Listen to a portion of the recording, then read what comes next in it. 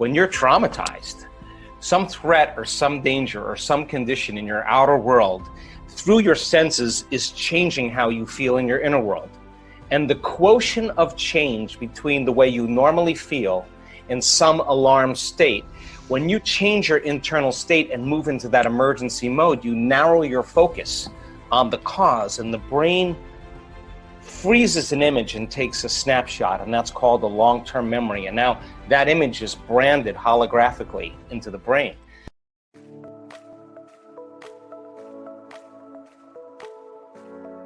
Welcome to Good Vibes. We are dedicated to raise your vibration to make you inspired and make your day. Before we start, hit the subscribe button and the bell button next to it. Enjoy the video. So then we remember experiences better because we can remember how they feel, and that memory then changes the person's biology. So they think neurologically within the circuits of that experience, and they feel chemically within the boundaries of those emotions, and how we think and feel becomes our state of being. Mm-hmm. So now the person biologically is changed, and many times it's the strong emotion that begins to select and instruct the gene that creates disease. Why? Yeah.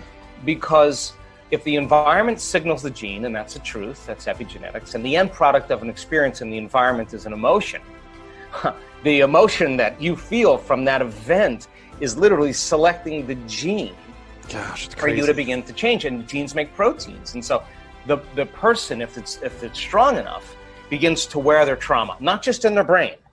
Now it's in their body, because every time they think about that trauma, every time they review it, every time they keep creating the imagery, they keep firing and wiring the circuits in their brain, and they keep feeling the feeling emotionally in their body.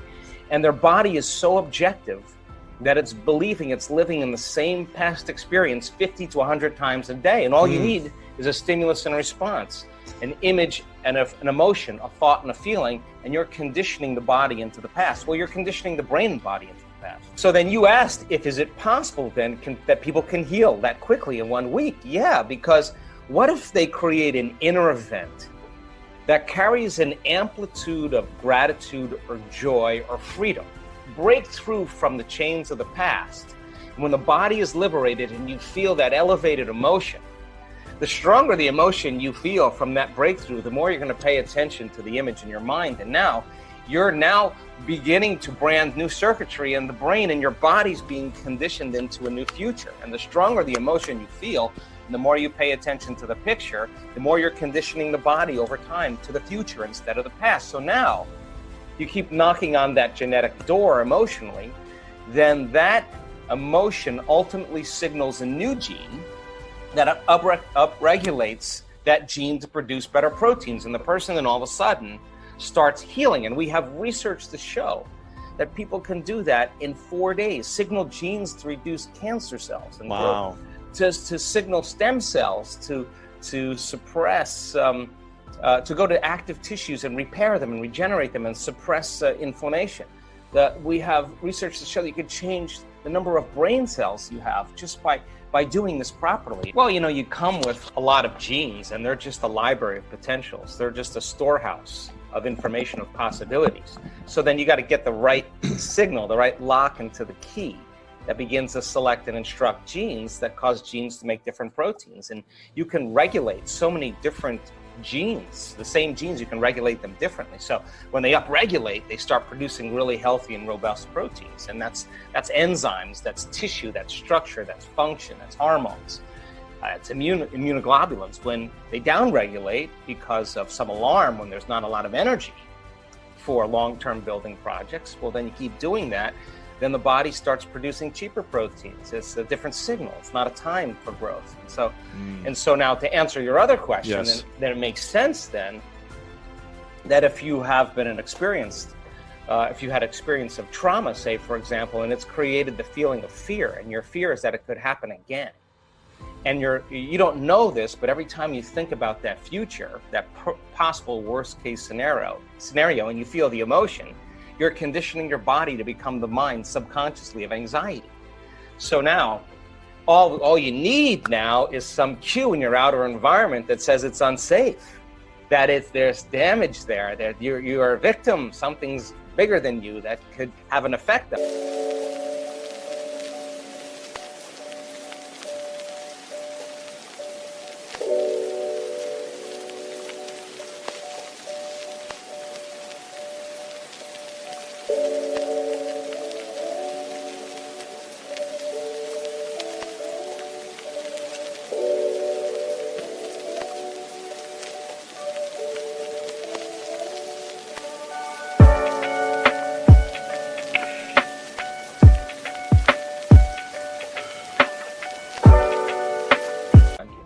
Well, now that feeling of fear is going to cause you to think thoughts equal to it.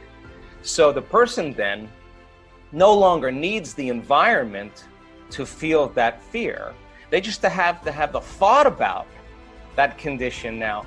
And now they're literally knocking their brain and body out of balance by thought alone. And the body's constantly living in emergency mode. And it takes a lot of energy, a lot of resources to live in emergency mode all the time. And guess what system becomes compromised by it? Immune system. Your immune system. Why? Because you have two protection systems. You got a system that protects you from dangers in your outer world. That's the gas pedal. That's the sympathetic nervous system. That's the fight or flight nervous system. Danger, threat out there.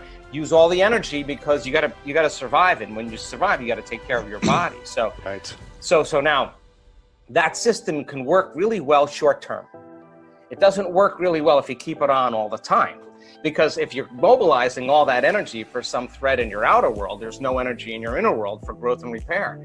There's no energy for long-term building projects. And energy leaves the brain and it leaves the heart and it moves into these lower centers because now you're tapping the body's resources because there is an emergency. But whether the emergency is real or imagined, whether your anger is valid or justified or not, that you're tapping the body's very energy to heal by doing this. And the immune system says, well, we're part of really the other nervous system. We're the brake, we're the clutch. We need to get into relaxation. We need to get back in balance again. And when we do, then we'll metabolize, then we'll assimilate, we'll reproduce, we'll excrete properly.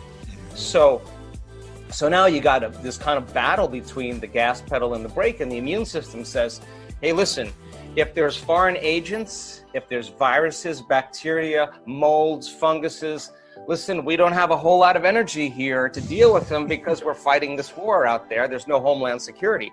So they shut down certain receptors in the immune system. They shut down function of those lymphocytes, those white blood cells that are your inner army of protection. And it takes a lot of energy to fight a virus and a bacteria. But if there's no energy, hey, listen, it takes energy to raise the body's temperature. Where do you think that comes from? That's part of that branch called the autonomic nervous system. And the sympathetic, the gas pedal, is part of it. And the parasympathetic is the clutch, is part of that autonomic nervous system. And it's a check and balance. But so you stay in emergency for an extended period of time.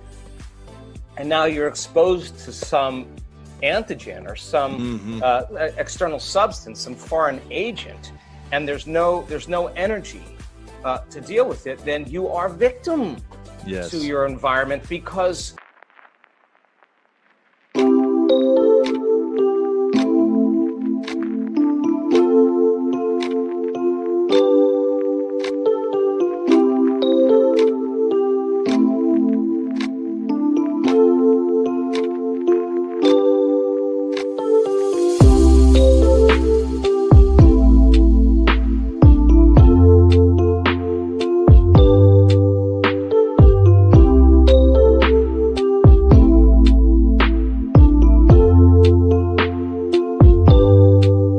every time you react to your environment and you say that person, that circumstance is controlling the way I feel and the way I think. If something outside of you is controlling your feelings and thoughts, then it makes you a victim to your environment. So then, so you will be more victimized or you could be more of a victim to other things in your environment. People don't understand this consciously because it's a program subconsciously. So now, if you begin to strengthen your inner environment now, this is where our work comes in because we have research to show that when you place your attention right here in your heart, this center right here, this is the beginning of our divinity. This is our center of oneness, our wholeness. This is where we begin to feel love, gratitude, compassion, kindness, care, freedom, joy. It's all these elevated emotions that are heartfelt emotions. That our research shows that when you begin to teach people how to open this center, and you teach them a formula on how to practice it, that if they did that for 4 days, that they would begin to strengthen their immune system by 50%. And now let me tell you why. Because in the center is your heart, but what most people don't know, there's another gland in there called the thymus gland. Thyme leaf, it's named after the thyme leaf. And the thymus gland has two functions. It has an endocrinological function. It makes growth hormone. That's our youth center. And it makes strong immune chemicals, and it has an immunological function. So when you're living by stress and your heart is racing and you're stepping on the gas and the brake at the same time because you can't run, you can't fight, you can't hide, and you got the gas and the clutch going, energy is going to leave the heart and it's going to the adrenal center, and you're going to cause contraction in the arteries in your heart, and this center will shut down from blood flow. And so there's no energy in the heart. So you teach a person then how to begin to open the center and to start feeling elevated emotions through their heart. And you teach them how to switch or convert from the sympathetic nervous system to the parasympathetic nervous system. Well, all of a sudden now, this thymus gland, which normally shrinks with age, starting at puberty, the fountain of youth now, all of a sudden begins to get new blood flow. And there's new hormones that are signaled, like oxytocin and vasopressin, and all these different chemicals called nitric oxide and endothelial-derived relaxing factor, and the arteries in the heart begin to swell with energy and blood flow, and this center switches on, and now it says, man, this feels good, and this is a time for us to really get back into balance, and really let's strengthen our inner world now. And now all of a sudden, this thymus gland begins to make thymosin, which is an important agent that begins to make T cells. And T cells have little receptors on them called T cell receptors. And when those T cell receptors are robust and strong, those cells make proteins, and they make what's called antibodies or immunoglobulins. And these little Y-shaped proteins block the receptors coming from the virus that are trying to attack the white blood cells. They have a shield, and now they're immune to the virus and its attack with its receptor, and it can literally begin to inject it with these immunoglobulins, primary immunoglobulin A, and that begins to cause the virus to not survive. And then that white blood cell will pass another white blood cell and pass on the memory to it, so it already knows what's coming. So now all of a sudden you're making these immunoglobulins, and now your inner world now can combat anything that's a foreign agent. Before we start with complete the quote challenge, hit the subscribe button and the bell button next to it. As you see, most of the people that enjoy my videos aren't subscribed, so subscribe and don't miss my new videos. It's absolutely free. So complete the quote challenge. Your job is to complete the inspiring quotes we choose for you. The first one with the correct answer is the winner. In the previous video, we were looking for 2 words of Joe Dispenza's quote. The quote goes like this: when you think from your past memories, you can only create, and the correct answer was past experiences. So when you think from your past memories, you can only create past experiences. Congratulations to everyone with the correct answer. Many of you knew the right answer. But that's because you're familiar with Joe Dispenza and his teachings, which is great. That's why today's quote is also from Joe Dispenza, and I'm sure you will know the correct answer. So the quote is missing for 2 words. It goes like this: health and wellness can be as infectious. Write your answers in the comments below the video. Even if you're not sure what the correct answer is, try and guess. I will give you the right answer in my next video. So if you don't want to miss my new videos, hit that subscribe button and the bell button, and you'll get noted when my new video is out. If you like this video, give your thumbs up and share it with your friends. Help me make it more popular. If you really like what we do here and want to support us, you can join our channel and our community for a symbolic fee and gain many other additional features. You can do that by clicking the join button next to the subscribe button, or you can click on the link in the description of this video. Stay good and have a great day!